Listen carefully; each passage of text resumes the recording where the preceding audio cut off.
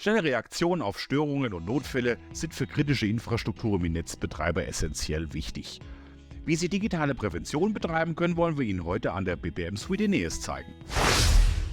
Viele Kritisunternehmen haben ihre Prozesse noch in MS Office-Produkten wie Excel abgebildet. Diese Strategie hat entscheidende Nachteile für die Unternehmen. Nachteile solcher Lösungen sind, dass das Komplexitätsmanagement sehr umfangreich ist, dass die Sicherheit sehr gering ist, da es oftmals nur passwortgeschützt ist und dass das Änderungsmanagement nur mangelhaft nachvollziehbar ist. Außerdem können Standards nicht richtig eingehalten werden, da jeder machen kann, wie er es möchte. Mit Aeneas haben Sie in Zukunft die Möglichkeit, Ihre Prozesse und Assets zentral allen Usern zur Verfügung zu stellen. Wie das Ganze funktioniert, wollen wir Ihnen nun auch mal zeigen. Hier sehen Sie nun unser zentrales Prozessportal von Aeneas. Hier werden alle Informationen in Zukunft zentral abgelegt. Prozesse, Dokumente, IT-Systeme, Rollen, Mitarbeiter und Verantwortlichkeiten zum Beispiel. Sie haben hier oben immer Ihre Schnelleinstiegsseite mit Ihren Schnelleinstiegen, Ihren Favoriten zum Beispiel. Das können Sie noch personalisieren und anpassen und finden dann direkt Ihre Prozesslandkarte, hier auch zugeschnitten auf einen Netzbetreiber. Wir wollen uns jetzt mal mit einem Drill-Down in den Netzbetrieb hinein navigieren. Den schauen wir uns jetzt nämlich mal etwas näher an. Hier sehen Sie jetzt in der nächsten Ebene den Ablauf des Netzbetriebsprozesses. Wir schauen uns hier die Entstörung an. Und jedes Mal, wenn Sie einen Prozess anklicken, kommt von rechts die Sidebar, die Ihnen Zusatzinformationen zu diesem Prozess mitgibt. Sie können also alle mitgeltenden Informationen in Zukunft direkt an Ihre Prozesse bringen.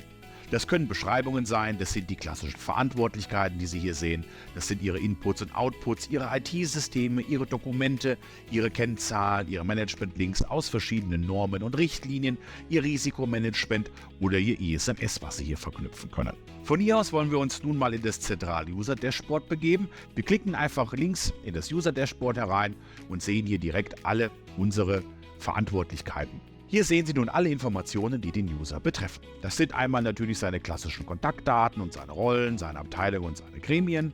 Das können aber auch seine Dokumente sein, wie zum Beispiel der Notfallplan, Störung der Stromleitung. Hier kann ich als User direkt hinspringen und kann mir diesen halt auch direkt anschauen.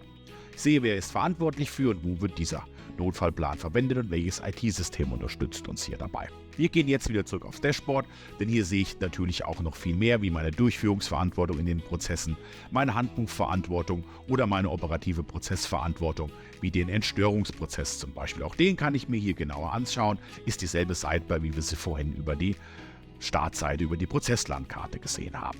Nach der Digitalisierung Ihrer Prozesse und Informationen soll Ihre Strategie nun auch die IT-Sicherheit umfassen. Nun können Sie in Aeneas auf die bereits erstellten Prozesse und Informationen zurückgreifen und diese gemäß des ISO 27001 Standard über unsere ISMS-App etablieren.